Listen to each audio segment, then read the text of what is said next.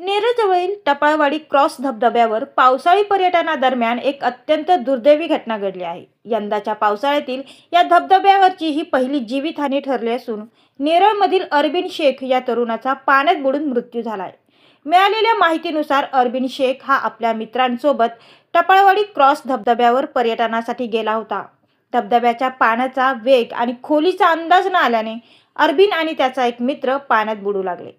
उपस्थित नागरिकांनी तातडीने मदतीसाठी धाव घेत मित्राला सुखरूप बाहेर काढले. मात्र अरबिन शेखला वाचविण्याचे सर्व प्रयत्न अपयशी ठरले. घटनेची माहिती मिळताच पोलीस, स्थानिक प्रशासन आणि बचाव पथक घटनास्थळी दाखल झाले. कुटुंबियांच्या विनंतीनुसार अरबिनला तातडीने रायगड रुग्णालयात दाखल करण्यात आलं. मात्र वैद्यकीय अधिकाऱ्यांनी तपासणीनंतर त्याला मृत घोषित केले.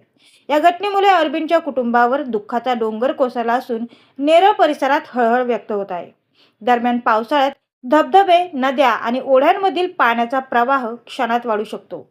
त्यामुळे अशा ठिकाणी खोल पाण्यात उतरणे, धोकादायक भागात जाणे किंवा सेल्फी काढण्याचा मोह टाळावा, असे आवाहन प्रशासनाने केले आहे. पावसाळी पर्यटनाचा आनंद जरूर घ्या, पण सुरक्षिततेला सर्वात पहिले प्राधान्य द्या. कारण एक क्षणाचा निष्काळजीपणा आयुष्यभराची वेदना ठरू शकते.